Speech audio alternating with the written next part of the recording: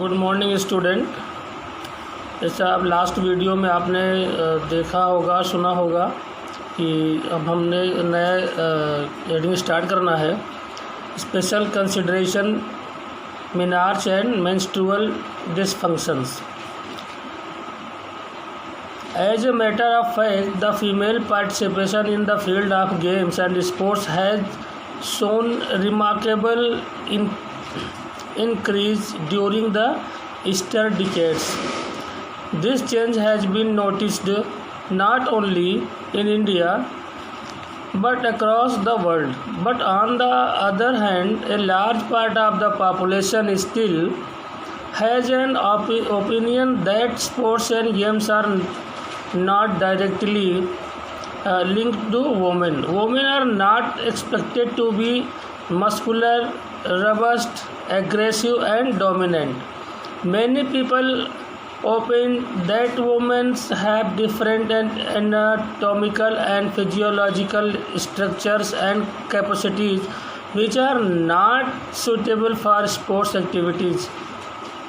They even say that participation in sports leads to various problems during menarche, menstruation, pregnancy and menopause. In order to avoid the misconceptions and myths, let us study the relationship of these biological processes and women's participation in sports. वास्तव में पिछले दशकों में, decades में खेल कूद के क्षेत्र में महिला खिलाड़ियों की भागीदारी या पार्टिसिपेशन में काफ़ी इंक्रीज हो चुका है। बट यह चेंज केवल इंडिया में ही नहीं देखा गया है, बल्कि पूरे वर्ल्ड में देखा गया है। लेकिन इसके दूसरी तरफ पॉपुलेशन के काफ़ी बड़े भाग का या जो थॉट है, विचार, जो हमारे देश की जो जनसंख्या है उसका एक बहुत बड़ा विचार है कि खेलों का महिलाओं के साथ कोई प्रत्यक्ष संबंध नहीं है। महिलाओं को मांसपेशी होने, हट्टी कट्टी या हष्ट पुष्ट होने या उनको आक्रामक होने या दूसरे पर हावी होने में, प्रबल होने की आशा नहीं की जाती है। अधिकतर व्यक्तियों का यही विचार है। वेमेंस की जो फिजिकल और जो फिजियोलॉजिकल संरचनाएं हैं, क्रियाएं हैं और उसमें जो क्षमता है, कैपेसिटीज़ है, काफ़ी भिन्न होती है, जो स्पोर्ट्स के क्षेत्र में बिल्कुल सुविधाजनक नहीं होती है। वे यह भी कहते हैं कि खेलों में भागीदारी, उनका जो पार्टिसिपेशन है, जब उनका फर्स्ट टाइम मेंस्ट्रुएशन प्रॉब्लम और मेनार्च जो इस प्रकार की और समस्याएं उत्पन्न करती हैं, तो इस कारण से वो खेलों में जो उनका पार्टिसिपेशन है उसके संबंध में अध्ययन या विचार करना चाहिए। Menarche is the first period or first menstrual bleeding that a young girl has. Menarche usually occurs approximately at the age of 12. However, it can happen as early as during 8 or 9 years age of as late as during 16 years of age. Women's reproductive system is complex and sensitive of physiological stress. Such types of stress is usually associated with conditions like delayed menarche, amenorrhea. These problems are experienced by some women who are engaged in intensive sports activities. However, women with delayed menarche may second in sport such as gymnastics. Those women who have early menarche have an advantage in sports such as swimming and rowing because they get more adipose tissues or adequate weight. तो जब first मीनाक्स जब एक youth लड़की का जो या प्रथम काल या प्रथम मेंस्ट्रुएशन जब स्टार्ट होता है तो लगभग मीनाक्स उसकी उम्र के 12 वर्ष की आयु में होता है, जो हालांकि यह कम से कम 8 या 9 वर्ष की उम्र में भी या अधिक से अधिक 16 ईयर्स की एज में भी यह घटित हो सकता है। वीमेंस का जो रिप्रोडक्टिव सिस्टम है वो थोड़ा सा बायोलॉजिकल और फिजियोलॉजिकल एस्पेक्ट जो है उनका दबाव के प्रति अत्यंत थोड़ा सा जटिल हो जाता है, संवेदनशील होता है। तो प्रायः इस प्रकार के दबाव या तनाव से कुछ रिप्रोडक्टिव प्रॉब्लम या संबंधी अनियमितताएं जो होती हैं, जैसे प्रथम मीनार्च में जो उनका जो मेंस्ट्रुअल प्रॉब्लम है और उसमें देरी से मेंस्ट्रुअल में गड़बड़ी या कोई एमोनोरिया नाम की एक बीमारी होती है उसके कारण से देरी हो जाती है, इस कारण से समस्या आती है। ये समस्याएं मोस्टली उन महिलाओं के सामने, उन वुमेन्स के सामने आती हैं जो तीव्र खेल के जो तीव्र खेल में संलिप्त रहती हैं, जो तेज़ गति के खेल होते हैं। हालांकि ऐसी महिलाएं, ऐसे वुमेन्स जिनको फर्स्ट मीनार्च में देरी हो, वे ऐसे खेल जैसे जिम्नास्टिक है आदि में सफलता प्राप्त कर सकती हैं। जिन महिलाओं में प्रथम मीनार्च जल्दी हो जाता है उनको कुछ खेलों जैसे स्विमिंग है और रोइंग आदि में थोड़ा सा लाभ हो जाता है, क्योंकि उनमें अधिक फैट वाले मोर एडिपोज टिश्यूज जमा हो जाते हैं या उनका उपयुक्त जो वेट होता है वो अधिक हो जाता है। Menstrual dysfunction is disorder or irregularity in women's menstrual cycle. In other words, it can be defined as an abnormal bleeding during the menstrual cycle. Normal menstrual cycle varies from 21 to 35 days. Its flow lasts approximately 2 to 7 days. Menstrual irregularities seem to be higher in women's athletes in comparison to non-athletic women. Menstruation and sports participation. Earlier, most of the people used to believe that participation in sports during menstruation could be physiologically harmful. Recent studies conducted in the field show that there has been no basic or evidence dysmenorrhea any consequence as a result of intensive participation in sports. In fact, there have been recent reports to indicate complete absence of menstruation in women who usually get trained for long duration in running. However, it is not applicable for all the women's sports person or in all the sports.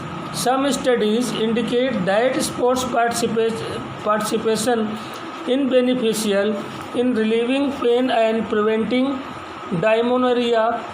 Even research studies show that a small number of women participation during all phases of the menstrual cycle, because international records have been set in all the stages of menstrual cycle. Research studies also show that women's strength decreases a few days prior to menstruation and continues to remain at slightly lower level throughout the menstrual period. In conclusion, it can be said that there is no impediment or a barrier to a sportswoman to engage even in competitive sports on any day of the month. Menstruation is not a problem in the way of achieving top sports performance. Female athlete tried osteoporosis, amenorrhea, and eating disorders. Female athlete triad is a syndrome in which osteoporosis, amenorrhea, and eating disorders are included. It is simply known as triad. The triad is a serious disorder or illness with lifelong health consequences and can be fatal. In fact, it is a syndrome of three interrelated condition. If a woman athlete is suffering from any one condition of the triad, it is likely that she may also be suffering from the other two conditions of the triad.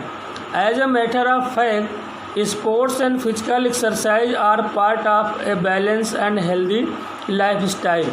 It is observed that the individuals who include in sports activities are healthy, alert, physically fit, and are less likely to experience depression. Some women who take part in sports activities intensely may be at risk of female athlete triad. A woman athlete may show one, two, or all the three conditions of the triad. With the increase in women's participation in sports, the chances of women athlete triad are also enhanced. जो women's athlete होती हैं उनमें एक osteoporosis, amenorrhea and eating disorder से बहुत सारे जो दिक्कतें आती हैं, साधारण जिसे हम ट्रायड कहते हैं, जनरली से हम ट्रायड कहते हैं। ट्रायड एक गंभीर बीमारी है या जिसके जो जीवन पर्यंत स्वास्थ्य संबंधी परिणाम या नतीजे होते हैं या घातक भी हो सकता है। वास्तव में यह आपस में संबंधित तीन दशाओं या तत्वों का एक लक्षण समूह होता है। यदि एक वुमेन्स एथलीट ट्रायड की किसी एक दशा या तत्व से ग्रसित हो रही हैं या उसका जो हानि उठा रही हैं, तो ऐसा अधिकतर होता है कि वह ट्रायड के अन्य दो तत्वों से भी ग्रसित हो सकती हैं। वास्तव में स्पोर्ट्स और फिजिकल एक्सरसाइज संतुलित व स्वस्थ जीवन शैली का एक पार्ट होता है। यह प्रायः देखा जाता है कि वे महिलाएं जो खेलों या खेल प्रक्रियाओं में या गतिविधियों में पार्टिसिपेट्स करती हैं, शामिल रहती हैं, वे अधिक हेल्दी और वो मजबूत रहती हैं तथा उन्हें डिप्रेशन का अनुभव बहुत ही कम होता है। कुछ महिलाएं जो खेल की जो गतिविधियां होती हैं उसमें बड़ी तेज़ी से भाग लेती हैं, तीव्रता से भाग लेती हैं, उनको एक प्रॉब्लम का खतरा होता है जिसे हम वीमेंस एथलीट ट्रायड कहा जाता है। एक महिला एथलीट ट्रायड के एक, दो या तीनों तत्वों से ग्रसित हो सकती है, जैसा कि खेलों में महिलाओं की पार्टिसिपेशन में बढ़ोतरी हुई है।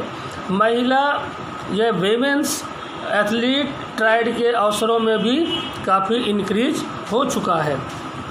Symptoms of triad. The symptoms of triad में include fatigue, frequent injuries, loss of endurance and power, irritability, increased healing time for injuries, enhanced chances of fracture, cessation of menstruation, low self-esteem, etc. The gravity of these symptoms may vary along with this. The occurrence of these symptoms depends on the condition of triad. Triad के जो लक्षण होते हैं वो प्रायः थकावट वाले, या जैसे चोट लग जाती है, या हमारे जो एंडोरेंस होते हैं, सैनिक जो हमारी क्षमता होती में कमी, चिड़चिड़ापन आ जाना, चोटों के ठीक होने के समय में जो टाइम अधिक लग जाना, या बोन जो ब्रेक हो जाती है के जो मामले होते हैं वो बढ़ जाते हैं। मेंस्ट्रुएशन प्रॉब्लम का रुकना तथा आत्मसम्मान की कमी आदि को शामिल किया जा सकता है। ऐसे जो गंभीर लक्षण होते हैं वो अलग अलग हो सकते हैं। इसके साथ इन लक्षणों का घटना ट्रायड या उसकी जो दशाएं होती हैं उस पर निर्भर करता है। Osteoporosis refers to decrease bone minerals density. It is skeletal disorder. A reduction in bone mass may cause fracture. In fact, low estrogen level and poor nutrition, especially low calcium intake, can lead to osteoporosis. It is one of the significant traits of female athlete. As a matter of fact, healthy athletes tend to have higher bone mineral density than their non-athletic counterparts, as physical and weight-bearing exercise have beneficial effect on bone density in women. But in case of osteoporosis, weakening of bones occur due to the loss of the bone density and improper bone formation. This condition may be deleterious to athletes, as it may lead to stress, fractures, and other injuries. Indeed, there are various factors which usually lead to osteoporosis among women athletes. Such factors are stated subsequently. Osteoporosis का जो एक संबंध होता है bones mineral density कहते हैं, या हम उसकी कमी से है। यह एक बोन संबंधी बीमारी है जिसमें बोन्स मास यानी कि जो अस्थियों का जो बोन्स का जो द्रव्यमान है उसमें कमी से कभी कभी बोन्स ब्रेक हो जाती है। वास्तव में एस्ट्रोजन के कम स्तर तथा खराब न्यूट्रिशन के विशेष रूप से कैल्शियम के कम ग्रहण करने से ऑस्टियोपोरोसिस हो सकता है, जो कि एक वीमेंस का एक महत्वपूर्ण ट्रायड है। वास्तव में ऑस्टियोपोरोसिस बोन्स के घनत्व की हानि तथा अनुचित बोन्स का जो निर्माण होता है कारण का कमज़ोर होना ऑस्टियोपोरोसिस होता है। वेमेंस एथलीट में ट्रायड की इस दशा या इस तत्व को महिला एथलीट के कैरियर पर इसका जो है डिसएडवांटेज हो जाता है, क्योंकि इसका जो रिजल्ट आता है तो प्रेशर में स्ट्रेस, फ्रैक्चर या बहुत सारी अन्य चोटें लग सकती हैं। तो ऐसे में अनेक कारण हैं जो वेमेंस एथलीट में ऑस्टियोपोरोसिस को अग्रसर करते हैं या बढ़ने का अवसर देते हैं। ये कौन कौन से कारण हैं, आइए कुछ कारणों पर हम लोग डिस्कस कर लेते हैं। जैसे कि insufficient calcium in the diet. The main cause of osteoporosis is the insufficient intake of calcium in the diet. In fact 100 milligram calcium should be included in the daily diet by a woman athlete. In addition to calcium, vitamin D should also be included because it is essential for absorbing calcium in our body. Osteoporosis का मुख्य कारण भोजन में calcium की कम मात्रा का ग्रहण करना है। वास्तव में एक महिला खिलाड़ी को अपने भोजन में प्रतिदिन 100 मिलीग्राम कैल्शियम अवश्य लेना चाहिए। कैल्शियम के अतिरिक्त विटामिन डी भी लेना चाहिए, क्योंकि यह हमारे शरीर के कैल्शियम को अवशोषित करने के लिए ज़रूरी होता है। अमीनोरोइया जो महिलाएं वुमेन सफरिंग फ्रॉम मेंस्ट्रुअल डिफंक्शंस और अमीनोरिया for more than 6 months are likely to face osteoporosis because the secretion of the hormone called estrogen is decreased in this condition. जो महिलाएं 6 महीने से अधिक से इस तरह का जो मिनार्च है या उसके कारण जो पीड़ित हो रही हैं, ऑस्टियोपोरोसिस का सामना करना पड़ सकता है, क्योंकि इस कंडीशन में एस्ट्रोजन नाम का हार्मोन का स्राव जो होता है, जो ब्लीडिंग होती है, काफ़ी कम हो जाती है। और यह हार्मोन हमारे शरीर में या महिलाओं के वुमेन्स के शरीर में कैल्शियम के जो अवशोषण करता है के लिए बहुत ही इम्पोर्टेंट हो जाता है। यदि वुमेन्स के बॉडी में कैल्शियम का अवशोषण ना हो तो बॉडी में कैल्शियम की मात्रा कम हो जाएगी, जिसके परिणाम स्वरूप ऑस्टियोपोरोसिस हो सकता है। Eating disorders like anorexia and bulimia में B cause osteoporosis because the calcium intake may be less or insufficient. In fact, not getting bones are in the later part of life. So eating disorder may also lead to osteoporosis among women athletes. तो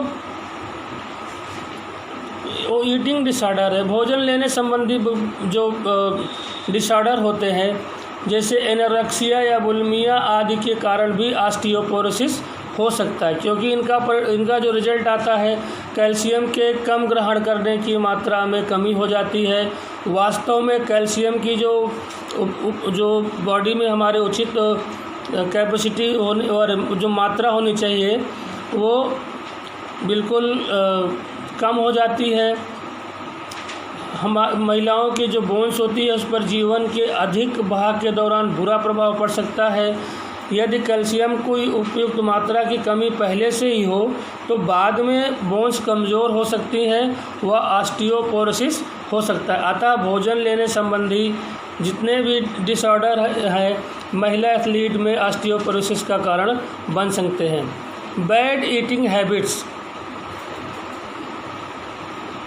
बहुत सारे जो research हुए हैं ये बताते हैं कि कैफ़ीन, अल्कोहल, तंबाकू या टोबैको, धूम्रपान करना आदि का ग्रहण ऑस्टियोपोरोसिस की ओर अग्रसर कर सकता है।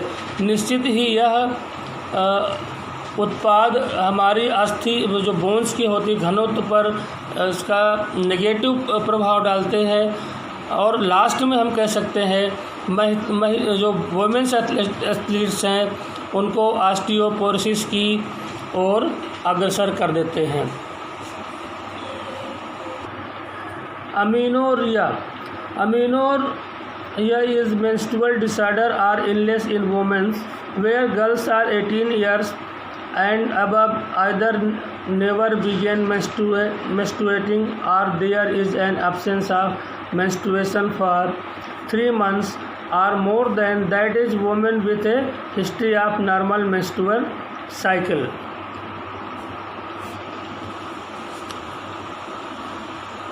अमीनोरिया महिलाओं में एक मेंस्ट्रुएशन जो होता है उसके एक विकार है और बीमारी है जिसमें 18 ईयर से ऊपर की जो वीमेंस को कभी कभी मेंस्ट्रुएशन प्रॉब्लम शुरू नहीं होता या जिन महिलाओं के मेंस्ट्रुएशन प्रॉब्लम का जो हिस्ट्री है सामान्य हो उन्हें 3 महीने या उससे अधिक समय तक मेंस्ट्रुएशन की प्रॉब्लम या नहीं हुआ हो तो उसे एमेनोरिया के जो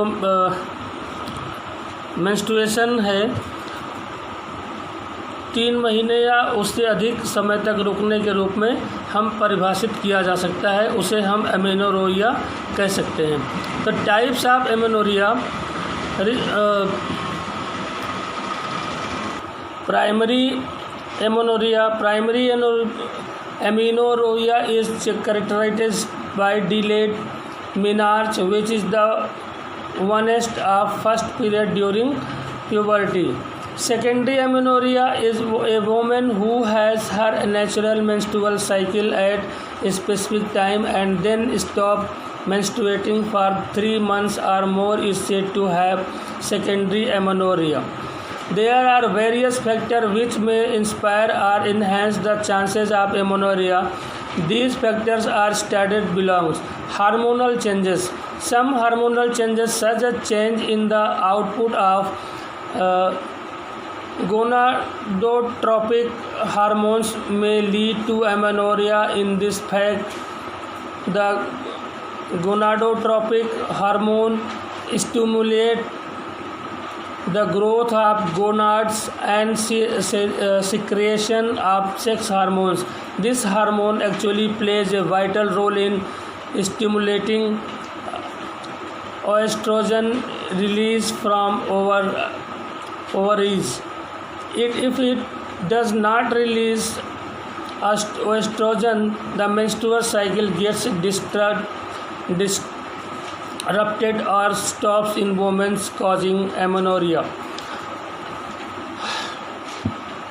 तो एक महिला जिसका नेचुरल या स्वाभाविक मेंस्ट्रुएशन एक अपने विशिष्ट समय पर होता है और फिर उसका 3 महीने या उससे अधिक समय के लिए मेंस्ट्रुएशन धर्म रुक जाए तो इसे हम सेकेंडरी एमेनोरिया कहा जाता है। ऐसे बहुत सारे कारण होते हैं जिनमें एमेनोरिया या मेंस्ट्रुएशन के जो अवसर या मौक़ों को बढ़ावा या प्रेरित करते हैं। इन कारणों का वर्णन नीचे हम दे रहे हैं, जैसे hormonal changes. Some hormonal changes such as a change in the output of intensive exercise. There are maximum chances of amenorrhea in female athletes, especially in long distance running, swimming and gymnasts. In fact, such as athletes do intensive exercise or training which usually leads to decrease in estrogen, which is mainly responsible to regulate the menstrual cycle in females. As a result, a woman's periods may become irregular or stop. Intensive exercise may lead to primary amenorrhea and secondary amenorrhea. Intake of less calories. If a woman athlete takes less number of calories in comparison to her requirement, she may suffer from amenorrhea. In fact, intake of insufficient calories can lead to decrease in estrogen hormone, which helps to regulate the menstrual cycle. Consequently, menstrual cycle may become irregular or stop altogether. Eating disorders. Most of the girls with female athletes try to lose their body weight as a way to improve their performance in the field of games and sports. In order to lose weight, they may practice unhealthy weight control methods include restricted food intake, self-induced vomiting, consumption of appetite super and diet pills and use of laxative. Many girls deny their eating disorders due to embarrassment, shame, fear of losing control of their dieting, remain, and a mistaken belief that excessive weight loss enhances sports performance. These eating disorders can be fatal. There are following types of eating disorder: anorexia nervosa and bulimia nervosa. Anorexia nervosa. In this eating disorder, the female athletes think only about food, dieting and body weight all the time. They have distorted body structure. Other individuals usually feel them that they are becoming thin, but they do not believe this. In front of the mirror, they see themselves as obese.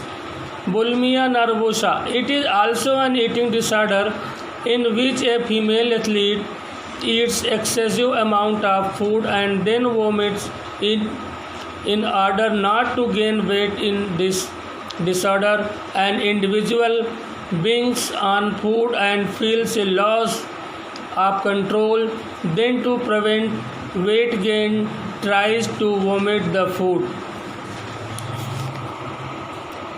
इस प्रकार के भोजन लेने संबंधी के जो कारण होते हैं, विकार होते हैं, तो वुमेन्स एथलीट्स प्रायः जो भोजन या फूड जो लेती हैं या कम जो अल्पाहार तथा अपने बॉडी के बारे में ही सोचती हैं।